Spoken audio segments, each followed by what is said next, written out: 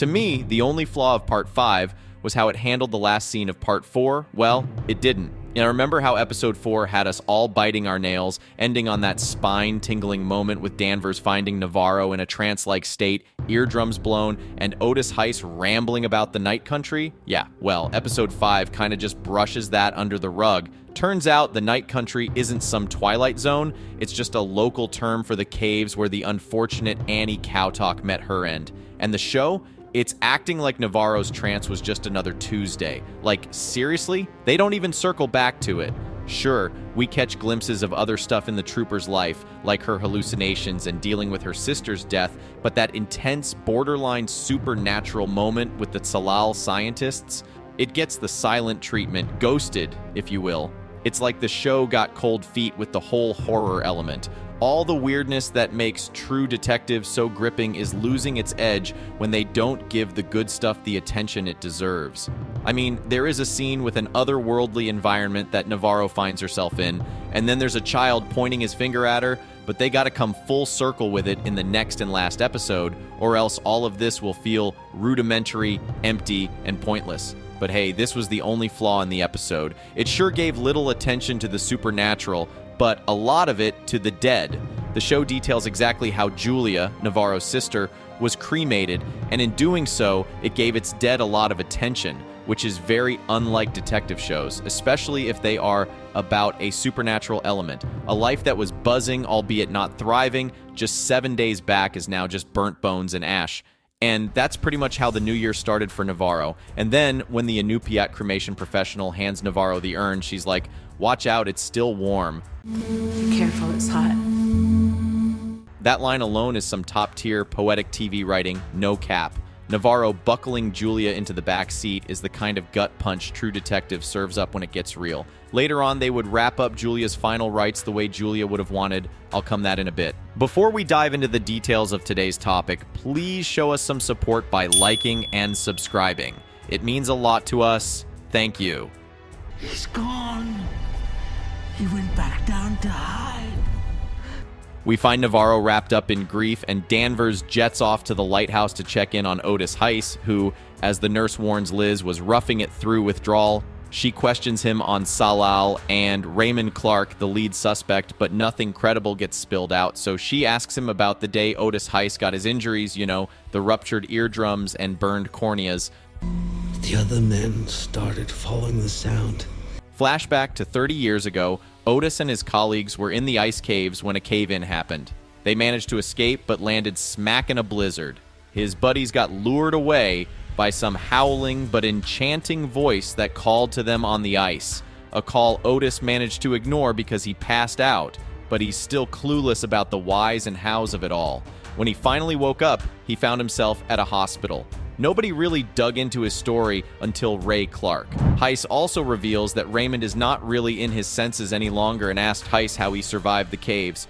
Once again, we hear of things such as the female entity being awake, something that Liz Danvers has heard before. She really wants to get to the bottom of things and asks for his help in finding the cave entrance because that's also where Annie Kay had been killed. And Otis is down to play tour guide for Liz and Navarro's underground chase, but he has a condition. He wants Danvers to get him some good old heroin, which Liz wouldn't do because that would be against who she is. To be honest, I did not think that Liz was someone who really cared about keeping the rules unbent to do what had to be done.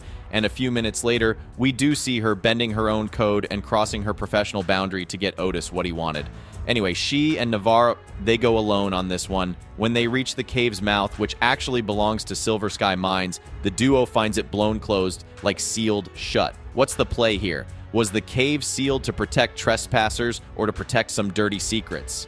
We learn that Silver Sky's got its hands full in Ennis. They're the big dogs, sure, but they've more dirty secrets than a cheating partner. Anyway, disappointed about what they found at the cave, the cops leave the area. Navarro gets called into a protest site where Leah was also present. The state troopers arrive to play bouncer for the mine workers, and good thing Navarro was riding with them, because things go from slogans to full-blown brawl real quick.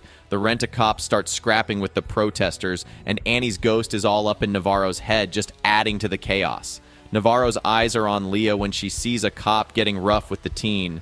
Navarro, not exactly cool with this, clocks the cop. It's clear as day policing ain't the gig for her.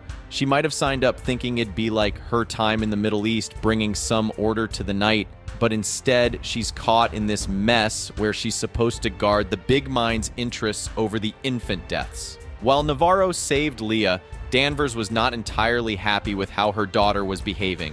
She throws Leah behind bars, hoping this taste of the slammer will snap some sense into her. Leah's mom, Liz, is all nerves and bad decisions, and Leah's just a kid trying to do the right thing, but deep down, they get each other.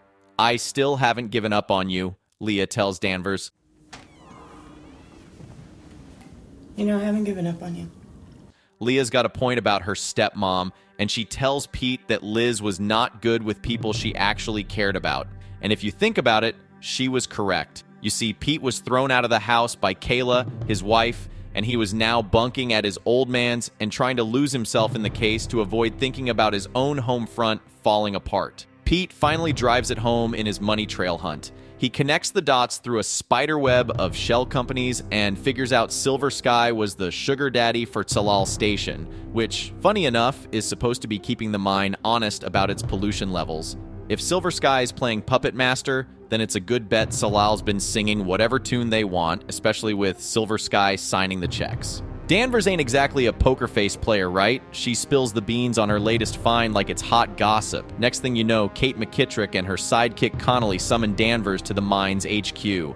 They roll the tapes showing Danvers and Navarro snooping around the ice cave on Silver Sky's turf. Danvers cops on it, saying it's all part of the Tsalal murder mystery tour.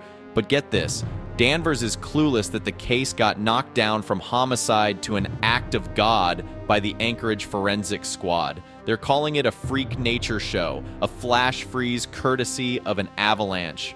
Danvers goes full throttle, throwing shade at Kate and the mine for dirtying the water and tossing Annie K's murder under the rug. Connolly, though, was not playing by the books this time, and it seems that he was on Kate's payroll or just wanted to get the case closed. While Pete was out there tracing the cash flow, someone should have peeped the top dogs funding the commissioner's run for mayor. Danvers tries to push harder, but Connolly, schooling her in the art of info warfare, dangles the Wheeler case over her head. This case is closed, Liz. Turns out our guess was right. In an earlier breakdown video, I had mentioned that it was quite possible that Wheeler's death was not a suicide, and Part 5 just confirmed that.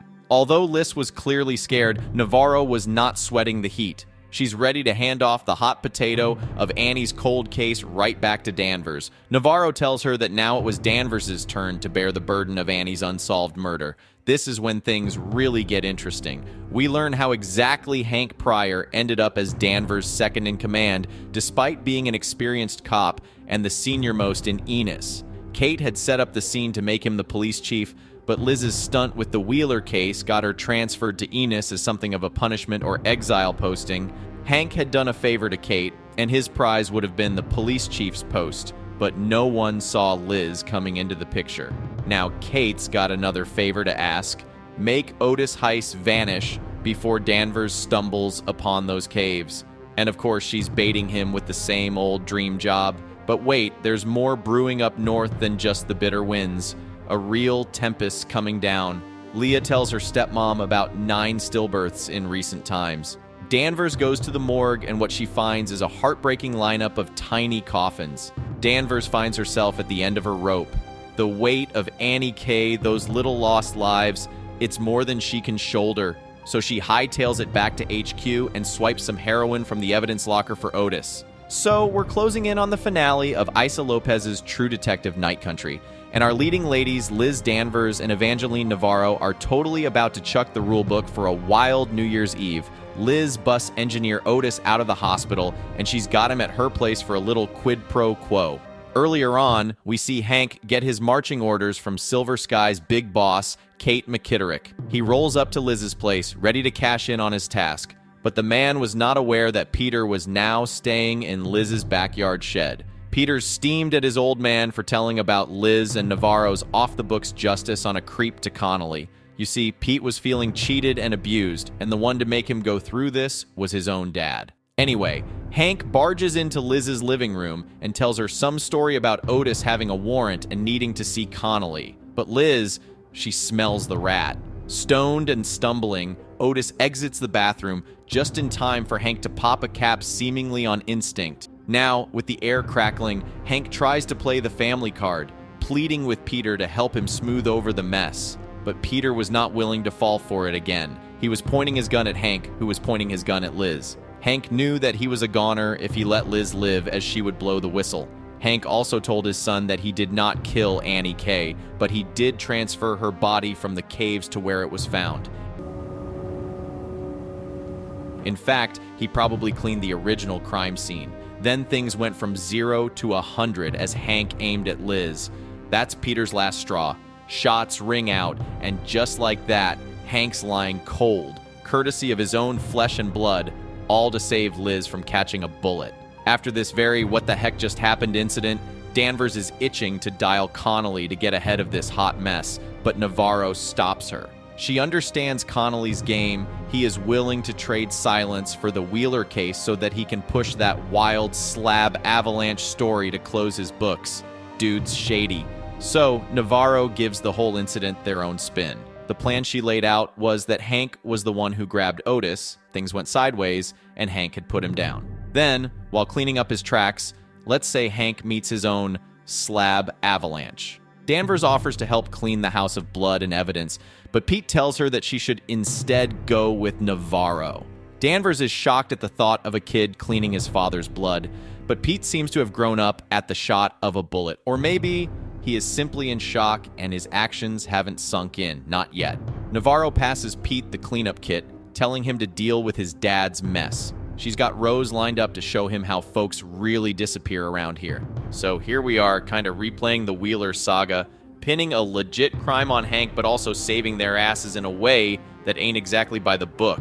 This, according to the show, is how Danvers and Navarro keep on their truth crusade without getting derailed. Crafting a character like this doesn't mean Issa Lopez is out here rooting for vigilante justice. Yet, the end of episode 5 does leave us in a murky spot, especially considering the real-world lessons about cops playing judge, jury, and executioner. True detective, Night Country's walking a razor's edge here as it leaves us to ponder where this quest for truth will take us and what kind of light it'll shed on the whole shebang when all's said and done. Today's video is finished, guys. If you had fun watching what we did in this video, please show us some love by liking and subscribing.